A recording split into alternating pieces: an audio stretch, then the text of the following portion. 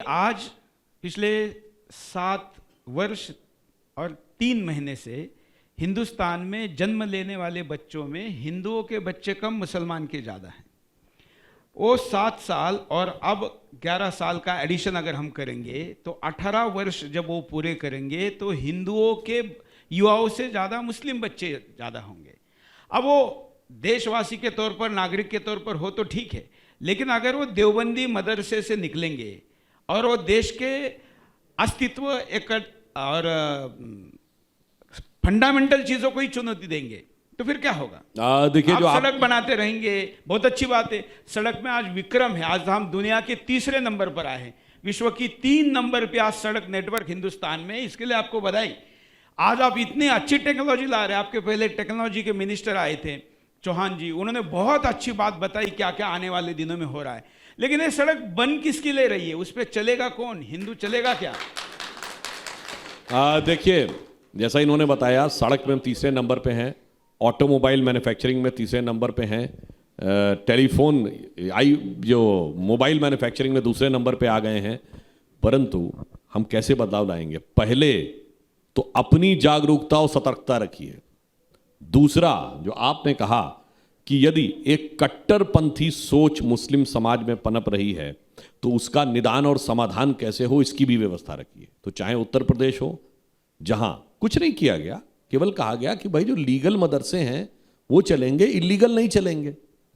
और आप बता दीजिए कि कितने आपके यहां छात्रों की संख्या है। वैसे ही आसाम में भी किया गया, इसमें कौन सी समस्या है?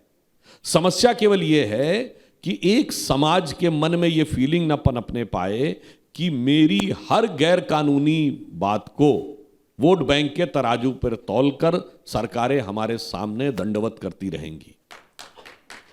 अगर यह विचार आने वाले 10-15 साल तक स्थापित हुआ तो मुझे पूर्ण विश्वास है कि उस समाज के अंदर भी जो कट्टरपंथी सोच वाले लोग हैं वो साइडलाइन होंगे और तब देश में एक सकारात्मक वातावरण का निर्माण भी हो सकता है।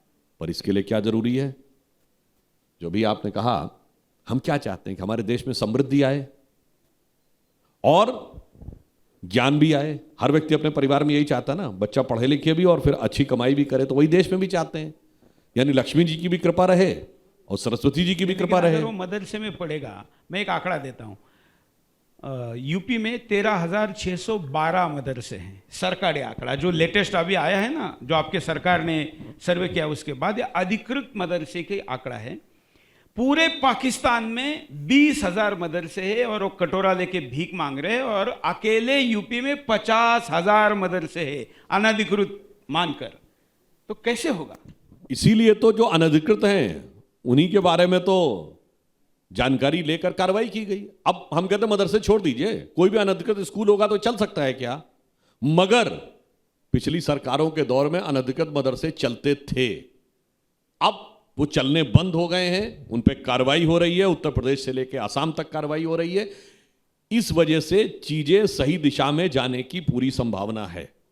नहीं, लेकिन उसके अंदर क्या पढ़ाया जाए? हाँ, उस विषय में भी आधुनिकीकरण से लेकर सिलेबस की भी बात हुई है। अब ये हुआ है कि वहां पर गणित भी पढ़ाई जाएगी, वहां पर सोशियोलॉजी भी पढ़ाई जाएगी, वहां बाकी चीजें भी पढ़ाई जाएंगी, तभी आपको मान्यता मिलेगी। अब जानते हैं सबसे बड़ा गड़बड़ क्या था साहब? ये कह देते थे कि जो उनके डिग्री की मान्यता होगी वो इक्विवेलेंट टू आपकी नॉर्मल डिग्री की हो गई, यानी 10वीं 12वीं या जो भी कक्षा में पढ़े, और उन्होंने सिलेबस 10वीं 12वीं में कुछ नहीं पढ़ा, केवल धार्मिक शिक्षा पढ़ी।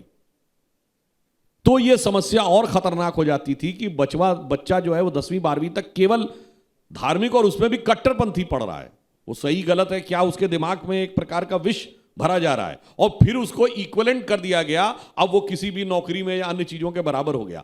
अब इन चीजों में सुधार हो रहा है। इन सुधार की वजह से अब वहां पर यदि आपको अपनी मजहबी शिक्षा देनी है, ठीक, एडिशनल पढ़ाइए, मगर मेन अगर आपको मान्यता लेनी है और इक्विवेलेंसी रखनी है तो सारा सिलेबस पढ़ाना पड़ेगा जो अन्य स्कूलों में पढ़ाया जा रहा है। इसमें कौन सी समस्या है?